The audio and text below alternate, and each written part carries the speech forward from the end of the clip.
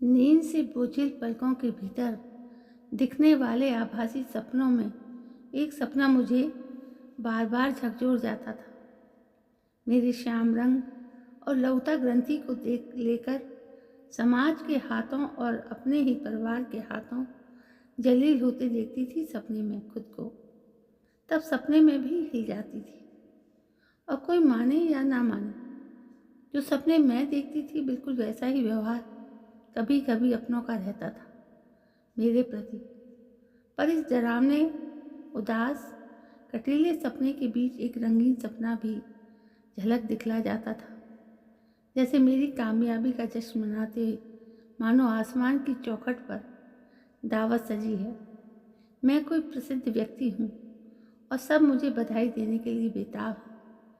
मन के भीतर चाह तो पलती है, काश कि ये सपना कभी पूरा हो। पर दूर दूर तक इस श्याम रंग को पहुँचता हुआ एक भी रंग उत्सुक नहीं दिखाई दे रहा था। हर पल दिलो दिमाग में असंख्य सवाल उड़ते रहते थे। जिंदगी की दावत पर जन्मी मैं, बस इतना एहसान रहा जिंदगी का मेरे ऊपर। इस जिंदगी में कहीं जिंदगी दिखी ही नहीं मुझे। एक अनचाही उम्मीद की तरह इस दुनिया में आई, हर किसी की आंखों में खटकती। एक तो मैं माँ बाप की उम्मीदों से परे, लड़के के बदले लड़की जन्मी, ऊपर से श्याम वर्ण। मेरा स्वागत मुस्कुराहटों की महफिल ने नहीं किया। मातम उदासीन वातावरण में पहली सांस भरी। आँख खोलते ही दर्द की सांवली और गमगीन परछाइयों ने मुझे अपने वजूद में समेट लिया, और शुरू हो गया जद्दोजहद से भरा जीने का सफ़र। जीना तो पड़ेगा ही, पर वो अपना मुझे हौसला दे जाता था कि शायद कोई चमत्कार हो और मेरा सपना सच हो जाए, और मैं भी अपनों की नज़रों में ऊंची उठ पाऊँ। बहुत बार ऐसा महसूस होता था कि ज़िंदगी ऐसी है तो ये ज़िंदगी ही क्यों है। सबकी नज़रों में उपेक्षित सी जीती रही। एक तो श्याम और कुरूप, ऐसे में एक संकुचित मानसिकता से भर परिवार का हिस्सा होना मतलब अपने वजूद को पल पल ध्वस्त होते देखना। मुझे जीने में कभी सुकून महसूस नहीं हुआ। मैं अकेलेपन और तन्हाइयों के किले में कैद रही। आज भी हूँ लघुता ग्रंथि से ग्रसित, और मैं खुद को छोटी और बौनी समझती इस किले की चार दीवार में सिमट कर रह गई थी। मैं खुद को एक नाकाम और दुनिया की के और लोगों से बौना ही समझती रही। मेरे ख्यालों ने, मेरे एहसासों ने कभी इन दीवारों को तोड़ने की, इनसे बाहर आने की कोशिश भी नहीं की। एक डर और झुंझलाहट दोनों से घिरी रहती थी हमेशा। जैसे जैसे बड़ी होती गई ये सारी नकारात्मक और गहरी होती गई। जज्बा तो था मेरे भीतर जो बाहर निकलने को बेताब था। सुंदर सपने के रोशन टुकड़े विद्रोह करते रहते थे। उस डरावने सपने के साथ पर जगी आंखों के साथ आगे बढ़ने की हिम्मत कहाँ से जुटलाऊं। मैं वो भोर हूँ जो रात के आधिपत्य के नीचे दबी उगने को बेकरार सी कोहरे की चादर लपेटे हमेशा धुंधली ही रही। ये मेरा वहम था या सच में भी मैं उसकी अनचाही कभी तय नहीं कर पाई। कभी कभी ऐसा महसूस होता था मेरी जिंदगी अंधेरी काली रातों की गुफा है। इसमें कोई रोशनदान नहीं, आसपास अपनों का मेला मगर कोई अपना नहीं। बस एक दर्द, एक तन्हाई है, और है एक बेमौत मरती सी जिंदगी जो मेरी सांसों के साथ साथ अपना सफ़र तय कर रही है। बेमन से ढूंढ रही हूँ खुद को। सच, श्याम वर्ण और कुरूप होना कितना बड़ा गुनाह है। हमेशा ऐसा ही समझती रही। कई बार चाहा दिल ने कि किस्मत कुछ ऐसा चमत्कार कर दे जो मेरे अस्तित्व को रेखांकित करे, मेरे अस्तित्व का आविष्कार हो, उनमें छिपे मेरे सकारात्मक वजूद को गौरवान्वित कर पाऊँ। मैं अपने रूप की कौन सी परिभाषा लिखूं कि जिसमें मुझे अपने श्याम होने पर शर्मिंदगी महसूस ना हो, सबकी नज़रों में ऊपर उठूं। वैसे उस हसीन सपने ने कभी मेरा दामन नहीं छोड़ा। उस सपने की आहट को कान हमेशा सुनते रहते थे। कोई तो भोर ऐसी खिलेगी जो मेरे उस सपने को हकीकत में बदल कर मन के खालीपन को भर देगी, मेरी उदासियों को नोच कर कहीं दूर फेंक देगी और खुशियों के लिबास से मेरे आज को, मेरे वर्तमान को सजा देगी। और मुझ में बस ही मैं ने ही रास्ता दिखाया। एक दिन मन उदास था, कुछ सूझ नहीं रहा था, तो अपनी अलमारी की सफाई करने बैठ गई। कपड़ों के नीचे दबी कुछ सालों पुरानी डायरी हाथ लगी। बचपन से एक डायरी में अपने अच्छे बुरे एहसास और अनुभव लिखती रहती थी।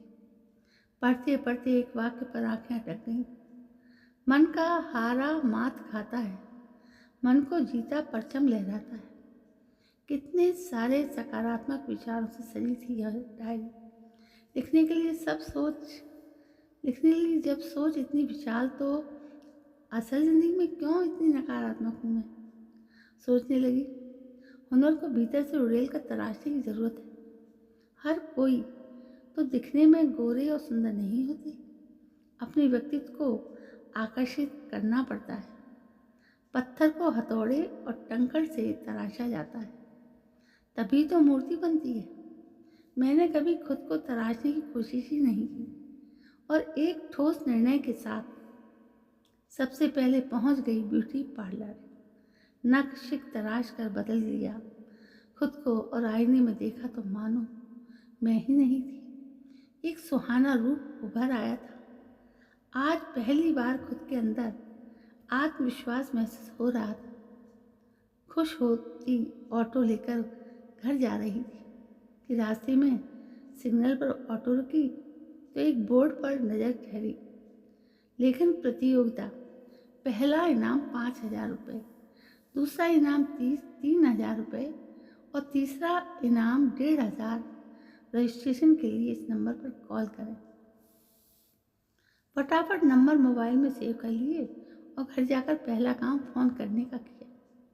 दिल जोर से धड़क रहा था। सारी माहिती के साथ ऑनलाइन प्रतिभागी की रस्म पूरी कर ली। अभी समय था अपनी रचनाएं पहुंचाने के लिए। 20 दिन थे मेरे पास। 20 दिनों में एक से बढ़कर एक रचनाएं लिखकर ईमेल कर दी। अब बस इंतजार था 1 महीने बाद निकलने वाले नतीजे का। दिलो दिमाग में असंख्य भाव उठ रहे थे।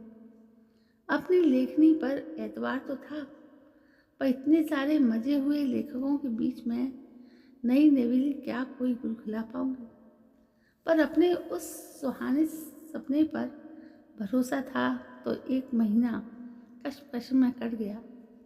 इनाम की राशि की परवाह नहीं थी, बस एक बार विजेताओं की सूची में अपना नाम देखना चाहती थी।